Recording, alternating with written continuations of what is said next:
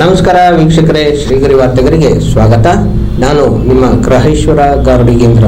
ದಿನಾಂಕ ಮಾರ್ಚ್ 13, 2025ರಂದು ಗ್ರಾಮೀಣ ಶಿಕ್ಷಣ ಮತ್ತು ಆರೋಗ್ಯ ಸಂಸ್ಥೆ ವತಿಯಿಂದ ಅಂತಾರಾಷ್ಟ್ರೀಯ ಮಹಿಳಾ ದಿನಾಚರಣೆಯನ್ನು ಮೈಸೂರಿನ ಟೌನ್ ಹಾಲ್ನಲ್ಲಿ ಆಚರಿಸಲಾಯಿತು. ಈ ಸಂದರ್ಭದಲ್ಲಿ ಸದಸ್ಯರಾದ ಶ್ರೀಮತಿ ಮಂಜು ಎಂ, ಅಧ್ಯಕ್ಷರಾದ ಶ್ರೀಮತಿ ವಸಂತ, ನಿವೃತ್ತ ಅರ್ಥಶಾಸ್ತ್ರ ಉಪನ್ಯಾಸಕರಾದ ಡಾಕ್ಟರ್ ಎಂ ಇಂದಿರಾ, ಜಿಲ್ಲಾ ವ್ಯವಸ್ಥಾಪಕರಾದ ಶ್ರೀ BM ನಾಗೇಂದ್ರ, ವ್ಯವಸ್ಥಾಪಕ ಸಂಪಾದಕರಾದ ಶ್ರೀಮತಿ ರಶ್ಮಿ ಕೋಟಿ, ಕಾರ್ಯದರ್ಶಿಯಾದ ಪ್ರೊಫೆಸರ್ ಜೋಸ್ VK, ನಿರ್ದೇಶಕರಾದ ಶ್ರೀಮತಿ ಸರಸ್ವತಿ ಹಾಗೂ ಮತ್ತಿತರರು ಉಪಸ್ಥಿತರಿದ್ದರು. ಅಪ್ಪಾಜಿಗೆ ಬಹಳ ಅಚ್ಚುಮೆಚ್ಚಿನ ಕಾರ್ಯಕ್ರಮ ಮತ್ತೆ RHP ಅವರಿಗೆ ಆ ಸಂಸ್ಥೆಯ ಬಗ್ಗೆ ಬಹಳ ಅಭಿಮಾನ ಕೂಡ ಇತ್ತು. ಹಾಗಾಗಿ ನಾನು ಮಹಿಳಾ ಅನ್ನೋದಕ್ಕೆ ಸಾಧ್ಯನೇ ಆಗದೆ ಈ ಕಾರ್ಯಕ್ರಮಕ್ಕೆ ಬರೋದಕ್ಕೆ ಒಪ್ಪಿಕೊಂಡೆ. ಅದು ಮಹಿಳಾ ದಿನಾಚರಣೆಯ ಅಂಗವಾಗಿ ಕಾರ್ಯಕ್ರಮವನ್ನು ಆಯೋಜಿಸ್ತಾ ಇರೋದ್ರಿಂದ ಮತ್ತೊಂದು ಕಾರಣ ನನಗೆ ಬರೋದಕ್ಕೆ ಒಪ್ಪಿಕೊಳ್ಳೋದಕ್ಕೆ. ಇತ್ತೀಚೆಗೆ ನಾವು ಮತ್ತೊಂದು ಮಹಿಳಾ ದಿನಾಚರಣೆಯನ್ನು ಆಚರಿಸಿದ್ದೀವಿ. ಪ್ರತಿ ವರ್ಷ ಘೋಷಿಸಲ್ಪಡುವ ಈ ದಿನದ ಆಶಯಗಳು ಎಷ್ಟು ಮಟ್ಟಿಗೆ ಯಶಸ್ವಿಯಾಗಿದೆ ಅನ್ನೋ ಪ್ರಶ್ನೆಗೆ ಉತ್ತರಿಸೋದು ಮಾತ್ರ ಕಷ್ಟ. ಹೆಣ್ಣು ಭ್ರೂಣ ಹತ್ಯೆ, ಮಹಿಳೆಯರ ಮೇಲಿನ ಅತ್ಯಾಚಾರ, ಬಾಲ್ಯ ವಿವಾಹಗಳು ಈಗಲೂ ಕೂಡ ನಿರಂತರವಾಗಿ ನಡೀತಿವೆ. ಮಹಿಳೆಯರಿಗೆ ಪುರುಷ ಪ್ರಧಾನ ಸಮಾಜದ ಕಪಿಮುಷ್ಟಿಯಿಂದ ಸಂಪೂರ್ಣವಾಗಿ ವಿಮೋಚನೆ ಈಗಲೂ ಕೂಡ ದೊರೆತಿಲ್ಲ.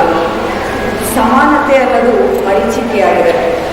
ಹಲವಾರು ಸ್ತ್ರೀಯರು ಸಮಾಜದ ಅಂಕುಡೊಂಕುಗಳನ್ನು, ನಿಂದನೆಗಳನ್ನು ಆತ್ಮವಿಶ್ವಾಸ ಪೂರ್ವಕವಾಗಿ ಎದುರಿಸಿ ಆರ್ಥಿಕ ಸ್ವಾವಲಂಬನೆಯನ್ನು ಗಳಿಸಿದ್ದಾರೆ. ಅದು ಶ್ಲಾಘನೀಯ ಕೂಡ. ಆದರೆ ಮಹಿಳಾ ದಿನಾಚರಣೆ ಆಶಯಗಳು ಸಂಪೂರ್ಣವಾಗಿ ಈಡೇರಿವೆಯಾ ಅಂತಂದರೆ ಖಂಡಿತ ಇಲ್ಲ. ಇತ್ತೀಚೆಗೆ ಒಬ್ಬ ಹುಡುಗರ ಜೊತೆ ಮಾತಾಡಬೇಕಾದ್ರೆ ಆತ ನನ್ನ ಹತ್ರ ಹೇಳ್ತಾ, ನಮ್ಮಮ್ಮ ಕೆಲಸ ಮಾಡಲ್ಲ, ಮನೇಲಿದ್ದಾರೆ ಅಂತ ಹಾಯಾಗಿ ಹೇಳಿದಾಗ, ಅವ್ರೇನು ಮನೇಲಿ ಸುಮ್ಮನೆ ಕೂತಿದ್ದಾರಾ ಅಂತ ನಾನು ಕೇಳಬೇಕಾಯ್ತು.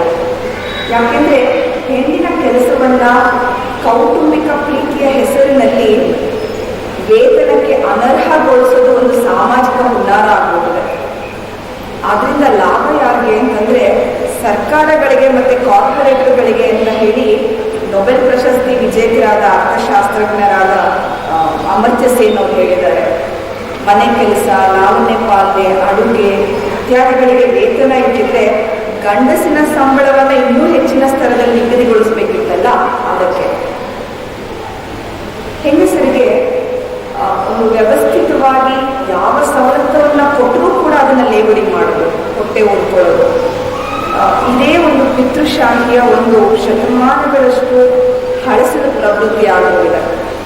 ಅದು ಉಚಿತ ಬಸ್ ಪ್ರಯಾಣ ಇರ್ಬೋದು, ಅಕ್ಕಿ ಭಾಗ್ಯವೋ, ತಾಳಿ ಭಾಗ್ಯವೋ, ಅಥವಾ ಇನ್ನೊಂದು ಮತ್ತೊಂದು ಇರ್ಬೋದು. ಮೊನ್ನೆ ಹೀಗೆ ಹೆಂಗಸರಿಗೆ ಉಚಿತ ಬಸ್ ಪ್ರಯಾಣ ಕೊಟ್ಟಿರೋದ್ರ ಬಗ್ಗೆ ಹೊಟ್ಟೆ ಉಳ್ಕೋಬೇಕಾದ್ರೆ ನಾನು ಅಂತಂದೆ, ಅಲ್ಲಯ್ಯ ನಿನಗೆ ದುಡ್ಡು ಉಳಿಯುತ್ತಲ್ಲ ಅಂತ ನಾನು ದಬಾಯಿಸಿದ್ರೆ ಆತ ಹೇಳ್ತಾನೆ, ಅದೇನೂ ಸರಿ ಕಣ್ರಿ, ಆದರೆ ತಿರ್ಗಕ್ಕೆ ಹೊಂದ್ಬಿಡ್ತಾಳಲ್ಲ ಸುಬ್ಬಿ ಅಂತ ಆ ವ್ಯಕ್ತಿ ವಿಷಕಾರ್ದ ಆಗಾಗ ಮಗಳ ಮನೆಗೂ ಆಗಾಗ ಅಮ್ಮನ ಮನೆಗೂ ಹೋಗ್ತಾಳಂತೆ. ಸೊ ಹೆಂಗಸರ ನಡುವೆ ಒಂದು ಅರ್ಥಪೂರ್ಣವಾದ ಬಾಂಧವ್ಯ ಏರ್ಪಡದಂತೆ ಈ ಒಂದು ಕೌಟುಂಬಿಕ ವ್ಯವಸ್ಥೆ ಯಾವಾಗಲೂ ನೋಡ್ಕೊಳ್ಳುತ್ತೆ. ಭಾರತದಲ್ಲಿ ಈ ನಡುವೆ ಸ್ತ್ರೀವಾದ ಅನ್ನೋ ತತ್ವನೇ ಒಂದು ಮಹಾ ಸಂಕಷ್ಟಕ್ಕೆ ಸಿಲುಕಿಬಿಟ್ಟಿದೆ. ನಿಮ್ಗೆಲ್ರಿಗೂ ಗೊತ್ತಿರಬೇಕು, ಈಗ ಸುಮಾರು 2.5 ತಿಂಗಳ ಹಿಂದೆ ಒಬ್ಬ ಸಾಫ್ಟ್ವೇರ್ ಇಂಜಿನಿಯರ್, ಟೆಕ್ ಉದ್ಯೋಗಿ ಒಬ್ಬ ಆತ್ಮಹತ್ಯೆ ಮಾಡಿಕೊಂಡ. ಅವರ ವಿಚ್ಛೇದನ ಪ್ರಕ್ರಿಯೆಯಲ್ಲಿ ತನ್ನ ಹೆಂಡತಿ ಮತ್ತು ಆಕೆ ಮನೆಯವರು ಅನ್ಯಾಯ ಅಂತ ಅನ್ನಿಸುವಷ್ಟು ಕಾರಣ ಬೇಡದ್ರಿಂದ ತಾನು ಮಾನಸಿಕ ಹಿಂಸೆಗೆ ಒಳಗಾಗುತ್ತೆ ಅಂತ ಹೇಳಿ ಆತ ಬರೆದಿಟ್ಟು ಆತ್ಮಹತ್ಯೆ ಮಾಡಿಕೊಂಡ. ಈ ಸುದ್ದಿ ಪತ್ರಿಕೆಗಳಲ್ಲಿ ಪ್ರಕಟ ಆಗ್ತಾ ಇದ್ದ ಹಾಗೆ ಸಾಮಾಜಿಕ ಜಾಲತಾಣದಲ್ಲಿ ಗಂಡಸರ ಆಕ್ರೋಶ ಮಾತ್ರ ಭುಗಿಲೆದ್ದಿತ್ತು. ನೋಡಿ, ಕೌಟುಂಬಿಕ ದೌರ್ಜನ್ಯದ ಅಡಿಯಲ್ಲಿ ಇರೋ ಕಾಯ್ದೆಯನ್ನ ಹೆಂಗಸರು ಹೇಗೆ ದುರ್ಬಳಕೆ ಮಾಡ್ಕೊಳ್ತಾರೆ ಅನ್ನೋ ಹಾಹಾಕಾರ ಎದುರಿತು. ವರದಕ್ಷಿಣೆಯನ್ನು ದುಪ್ಪಟ್ಟು ತೆಗೆದುಕೊಳ್ಬೇಕು, ಹೆಂಡತಿಯ ಹಣಕಾಸನ್ನು ಗಂಡಸೇ ನಿಯಂತ್ರಿಸಬೇಕು, ತನ್ನ ಮನೆಯವರನ್ನ ಭೇಟಿ ಮಾಡೋದಕ್ಕೆ ಮಾತ್ರ ಅವಳಿಗೆ ಹೊರಗೆ ಹೋಗೋದಕ್ಕೆ ಬಿಡಬೇಕು, ಅಗತ್ಯ ಇದ್ದರೆ ಹೊಡೆದು ಸಹ ಮಾಡಬಹುದು, ಏನೀಗ ಅನ್ನೋ ಎಲ್ಲ ಸಲಹೆಗಳಿಂದ ಈ ಸೋಷಿಯಲ್ ಮೀಡಿಯಾಗಳು ಒಬ್ಬಿರಿದಿತ್ತು. ಯಾಕೆ ಅಂತಂದರೆ ಆತ್ಮಹತ್ಯೆ ಮಾಡಿಕೊಂಡವರ ಆ ಒಂದು ಪತ್ರದಲ್ಲಿ ಏನೆಲ್ಲ ಇತ್ತು ಅಂತಂದರೆ, ಹೆಂಡತಿ ಅಂದರೆ ಒಬ್ಬ ದುಬಾರಿ ಸತಿ, ಗರ್ಭಪಾತವನ್ನು ನಿಷೇಧಿಸಬೇಕು, ಮಹಿಳಾ ಕಮಾಂಡಿಂಗ್ ಆಫೀಸರ್ಗಳು ಆ ಹುದ್ದೆಗೆ ನಾಲಾಯಕು, ವೈವಾಹಿಕ ಅತ್ಯಾಚಾರಕ್ಕೆ ಕಾನೂನಿನ ಹಂಗೇಕೆ, ಇಷ್ಟಕ್ಕೂ ಅದು ಕಾನೂನಿನ ವ್ಯಾಪ್ತಿಯಾಗಿ ಬರಲೇಬಾರ್ದು, ಇದೆಲ್ಲ ಮದುವೆ ಆಗದ ಲಾಯರ್ಗಳಿರ್ತಾರಲ್ಲ ಅಂಥವ್ರ ಕಿತಾಪತಿ, ಗಂಡಂದರು ತಮ್ಮ ಹೆಂಡತಿಯರನ್ನ ಹೇಗೆ ಬೇಕಾದ್ರೂ ಬಳಸ್ಕೋಬೋದು, ತನ್ನ ಪೌರುಷವನ್ನು ತೋರಿಸ್ಕೊಳ್ಳೋದಕ್ಕೆ ಅವನಿಗೆ ಎಲ್ಲ ಹಕ್ಕಿರಬೇಕು.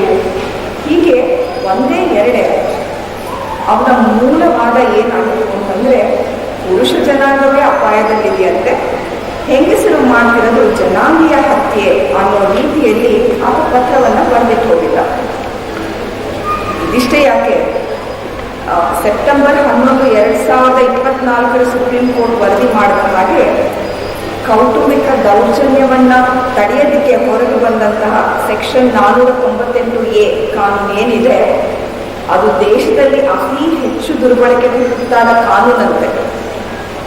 ಹೀಗೆ ವಿಚಾರ ವಿವೇಚನೆ ಇಲ್ಲದ ಹಾಗೆ ಸೋಷಿಯಲ್ ಮೀಡಿಯಾದಲ್ಲಿ ಬಡಬಡಿಸಲ್ಪಟ್ಟ ಆಕ್ರೋಶದ ಹೇಳಿಕೆಗಳು, ಅವುಗಳನ್ನೆಲ್ಲ ಬದಿಗಿಟ್ಟು ಸತ್ಯದ ಕಡೆಗೆ ಒಂದು ಸಲ ಕಣ್ಣು ಹಾಯಿಸಿದ್ರೆ ಸತ್ಯನೇ ಬೇರೆ ಅನ್ನೋದು ಗೊತ್ತಾಗುತ್ತೆ.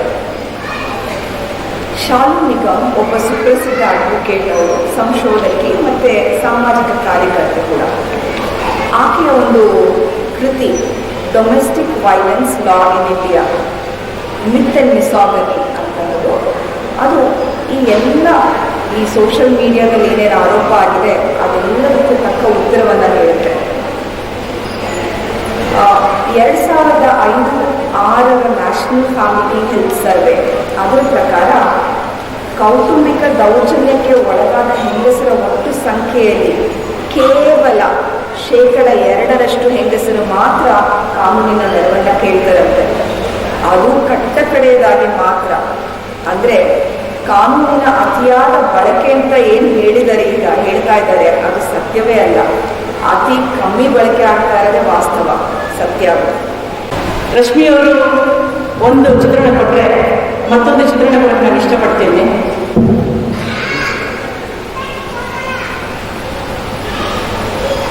PUC ಎಕ್ಸಾಮ್ ಬರ್ತಿದ್ದೀನಿ, PUC ಎಕ್ಸಾಮ್ ಬರ್ದು ರಿಸಲ್ಟ್ ಬಂದಿಲ್ಲ. ನಮ್ಮ ಅಜ್ಜಿ ನಮ್ಮ ತಂದೆ ಮೇಲೆ ಒತ್ತಡ ಹಾಕ್ತಾಳೆ, ಅವು ಎಷ್ಟು ಓದಿಸ್ತೀಯ ನೀನು ಹೆಣ್ಣು ಮಕ್ಕಳಿಗೆ, ಓದಿಸಿದ ಸಾಕು, ಮದುವೆ ಮಾಡು ಅಂತ ಹೇಳಿ. ನಮ್ಮ ಅಪ್ಪ ಅಮ್ಮ ತರಾತುರಿಯಲ್ಲಿ ಮದುವೆ ಮಾಡಿಬಿಡ್ತಾರೆ, ಬಾಲ್ಯ ವಿವಾಹ ನಂದು. ಅದಾದ ನಂತರ ದೌರ್ಜನ್ಯಕ್ಕೆ ಒಳಗಾಗ್ತೀನಿ. ಸತತ 13 ವರ್ಷಗಳ ಕಾಲ ಓದಬೇಕು ಅನ್ನೋ ಆಸೆ ಕಿಡಿ ನನ್ನಲ್ಲಿ ಹೆಚ್ಚಾಗಿತ್ತು. ಆ ಸಂದರ್ಭದಲ್ಲಿ ನನಗೆ 4 ವರ್ಷದ ಮಗ, 2 ವರ್ಷದ ಮಗಳಿದ್ಲು. ಇವ್ರನ್ನ ಇಟ್ಕೊಂಡು ನಾನು ಕೇಳಿದ್ದು ನಮ್ಮ ಯಜಮಾನರಿಗೆ ಒಂದೇ ಒಂದು ಆಸೆಯನ್ನು ವ್ಯಕ್ತಪಡಿಸಿದೆ, ನಾನು ಓದಬೇಕು ಅಂತ ಹೇಳಿ. ಅವರು ಹಿಂದೆ ಮುಂದೆ ನೋಡಲಿಲ್ಲ. ಓದ್ತೀಯ, ಓದು, ಅವಕಾಶ ಮಾಡ್ಕೊಡ್ತೀನಿ ಅಂತ ಹೇಳಿದ್ರು. ನಾನು ಮನೆಯಲ್ಲಿ 8ನೇ ಸೊಸೆ, ಅತ್ತೆ ಮಾವ ಮತ್ತು ಎಲ್ಲರ ಮಧ್ಯದಲ್ಲಿ ನಾನು ಎಲ್ಲರಿಗೂ ತಿಳಿಸಿದ್ರೆ ನನ್ನ ವಿದ್ಯಾಭ್ಯಾಸ ಕುಂಠಿತವಾಗುತ್ತೆ ಅಂತ ಹೇಳಿ ಯಾರಿಗೂ ಹೇಳಿದ್ದೀರಾ 5 ವರ್ಷದ ಕಾಲ ನನ್ನ ಮಕ್ಕಳನ್ನ ಇಟ್ಕೊಂಡು ನಾನು ಲಾ ಓದಿದೆ. ಇವತ್ತು ನನ್ನದೇ ಒಂದು ಆಫೀಸ್ ಇದೆ, ನಾನು ವಕೀಲ ವೃತ್ತಿಯನ್ನು ಮಾಡ್ತಾ ಇದ್ದೀನಿ. ಇವತ್ತು ನಾನು ನನ್ನ ಕಾಲ ಮೇಲೆ ನಿಂತ್ಕೊಂಡಿದ್ದೀನಿ. ಇವತ್ತು ನನಗೆ ಕೊಡಬೇಕಾಗಿರೋ ಶಿಕ್ಷಣ ಅವತ್ತು ನನಗೆ ನನ್ನ ಪೋಷಕರು ಕೊಟ್ಟಿದ್ರೆ ಇವತ್ತು ನಾನು ಈ ಸ್ಥಾನದಲ್ಲಿ ಇರ್ತಿರ್ಲಿಲ್ವೇನೋ. ಆದರೆ ಇವತ್ತು ನನ್ನ ಬೆನ್ನ ಹಿಂದೆ ನಮ್ಮ ಯಜಮಾನರು ನಿಂತ್ಕೊಂಡಿದ್ರು, ಅವರು ನನಗೆ ಇವತ್ತು ಶಿಕ್ಷಣ ಕೊಟ್ಟರು. ಇವತ್ತು ನಾನು ಹೆಮ್ಮರವಾಗಿ ಬೆಳೆದಿದ್ದೀನಿ. ನಾನು ಮಕ್ಕಳು ಮತ್ತು ಮಹಿಳಾ ಕ್ಷೇತ್ರದಲ್ಲಿ ಬೆಂಗಳೂರಲ್ಲಿ ವಕೀಲ ವೃತ್ತಿಯನ್ನು ಮಾಡ್ತಾ ಇದ್ದೀನಿ. ಅದರ ಜೊತೆ ಮಕ್ಕಳ ಕ್ಷೇತ್ರದಲ್ಲಿ ಕೆಲಸ ಮಾಡಬೇಕು ಅನ್ನೋದು ನನ್ನ ಮನಸ್ಸಿಗೆ ತುಂಬ ಹತ್ತಿರವಾದ ವಿಷಯ. ಹಾಗಾಗಿ ಮಕ್ಕಳ ಹಕ್ಕುಗಳ ಆಯೋಗದಲ್ಲಿ ಸದಸ್ಯರಾಗಿ ಕಳೆದ 2 ವರ್ಷಗಳಿಂದ ಕೆಲಸ ಮಾಡ್ತಾ ಇದ್ದೀನಿ. ಮೊದಲನೇ ಒಂದು ಕಿವಿ ಮಾತು ಕೊಡಬೇಕು ಅಂತ ಹೇಳಬೇಕು ಅಂತ ಹೇಳಿದ್ರೆ, ಮನಸ್ಸಿದ್ದರೆ ಮಾರ್ಗ. ನಮ್ಮ ಸೊಸೈಟಿಯನ್ನು ಬದಲಾಯಿಸಬೇಕು ಅಂತ ಹೇಳಿದ್ರೆ ಫಸ್ಟ್ ನಮ್ಮಲ್ಲಿ ಬದಲಾವಣೆ ಬರಬೇಕು. ನಾವು ಹೆಣ್ಣು ಮಕ್ಕಳು ಕೇವಲ 4 ಗೋಡೆಗಳಿಗೆ ಸೀಮಿತವಾಗದೀರ ನಮ್ಮಲ್ಲಿರುವ ಒಂದು ಕೇಪಬಿಲಿಟೀಸನ್ನು ನಾವು ಗುರುತಿಸ್ಕೊಂಡು ನಾವು ಮುಂದೆ ನಡೆದ್ರೆ ಖಂಡಿತ ನಾವು ಹೆಣ್ಣು ಮಕ್ಕಳು ಏನು ಬೇಕಾದರೂ ಸಾಧಿಸ್ಬೋದು ಅಂತ ನಾನು ಹೇಳಕ್ಕೆ ಇಷ್ಟಪಡ್ತೀನಿ. ನಮಗೆ ಇತಿಮಿತಿ ಇಲ್ಲ. ನಾವು ಕೇವಲ ನೆಗೆಟಿವ್ ಯೋಚನೆ ಮಾಡ್ತಾ ಕೂತ್ಕೊಂಡು ನಮ್ಮಿಂದ ಆಗುತ್ತಾ ಅಂತ ಕೂತ್ಕೊಂಡ್ರೆ ಖಂಡಿತ ಅಸಾಧ್ಯ. ನನ್ನಿಂದ ಆಗುತ್ತೆ, ನಾನು ಮುಂದೆ ಹೋಗ್ತೀನಿ, ನಾನು ಎದುರಿಸ್ತೀನಿ ಅಂತ ಹೇಳಿ ಹೋದಾಗ ಖಂಡಿತ ನಾವು ಬೇಕಾದರೆ ಹಿಮಾಲಯ ಪರ್ವತವನ್ನು ಸಹ ಹತ್ತು ಬರ್ಬೋದು. ಕಳೆದ ನಮಗೆ ಸ್ವಾತಂತ್ರ್ಯ ಬಂದು ಇಷ್ಟು ವರ್ಷಗಳಾಯಿತು. ಈ ನಮ್ಮ ಸ್ವಾತಂತ್ರ್ಯ ಬಂದ ನಂತರ ನಾವು ನಡೆದು ಬಂದಿರೋ ಹಾದಿ ನೋಡುವಾಗ ಹಲವಾರು ಹೆಣ್ಣು ಮಕ್ಕಳು ಹಲವಾರು ಒಳ್ಳೆ ಉದ್ಯೋಗಗಳನ್ನು ಆರಿಸಿ ಒಂದು ಉನ್ನತ ಸ್ಥಾನದಲ್ಲಿ ಇವತ್ತು ನಿಂತ್ಕೊಂಡಿದ್ದಾರೆ. ಅವರು ಕಷ್ಟದ ಹಾದಿಯಲ್ಲಿ ಬಂದಿರ್ತಾರೆ, ಅಷ್ಟು ಸುಲಭವಾಗಿರಲ್ಲ. ಆದರೆ ತಮ್ಮ ಹಠ ಹಾಗೂ ಛಲದಿಂದ ನಾನು ಮಾಡಲೇಬೇಕು ಅನ್ನೋ ಒಂದು ನಿರ್ಧಾರವನ್ನು ಇಟ್ಕೊಂಡು ಅವರು ಬಂದಿರ್ತಾರೆ. ಸೊ ನಿಮ್ಮ ಮುಂದೆ ಹಲವಾರು ಒಂದು ಲೈವ್ ಎಕ್ಸಾಂಪಲ್ಸ್ ಇದೆ. ಡಿಫೆನ್ಸ್ ಇರಲಿ, ಆರ್ಮಿ ಇರಲಿ, ನೇವಿ ಇರಲಿ, ಏರ್ಫೋರ್ಸ್ ಇರಲಿ, ಅಥವಾ ನಮ್ಮ ಜುಡಿಷಿಯರಿ ಇರಲಿ, ನಮ್ಮ ಸುಪ್ರೀಂ ಕೋರ್ಟ್ ಇರಲಿ, ಹೈಕೋರ್ಟ್ ಇರಲಿ, ಅಥವಾ ಬೇರೆ ಬ್ಯೂರೋಕ್ರಾಟ್ಸ್ ಆಗಿರಲಿ, ಎಂಟರ್ಪ್ರಿನರ್ಸ್ ಆಗಿರಲಿ, ಎಲ್ಲದರಲ್ಲೂ ಮಹಿಳೆ ಈಗ ಒಂದು ಉನ್ನತ ಸ್ಥಾನವನ್ನು ಪಡೆದಿದ್ದಾಳೆ. ಮತ್ತೆ ಮುಂದಿನ ವಾರ್ತೆಗರಿಯಲ್ಲಿ ಭೇಟಿಯಾಗೋಣ. ಶ್ರೀಗರಿ, ನಿಮ್ಮ ಮನದಾಳದ ಗರಿ. ನಮಸ್ಕಾರ. ಶ್ರೀಗರಿ, ನಿಮ್ಮ ಮನದಾಳದ ಗರಿ. ಶ್ರೀಗರಿ, ನಿಮ್ಮ ಭಾವನೆಗಳ ಗರಿ. ಶ್ರೀಗರಿ, ನಾಡಿನ ಹೆಮ್ಮೆಯ ಗರಿ. ಮನಗಳ ಗರಿದು ಶ್ರೀಗರಿ, ತನುಮನ ಧನಗಳ ಗರಿದು ಶ್ರೀಗರಿ, ವಿಶ್ವದ ದೇಶದ ನಾಡಿನ ಗರಿದು ಶ್ರೀಗರಿ. ಶ್ರೀಗರಿ ಶ್ರೀಗರಿ ಶ್ರೀಗರಿ ಶ್ರೀಗರಿ ಶ್ರೀಗರಿ, ನಿಮ್ಮ ಮನದಾಳದ ಗರಿ.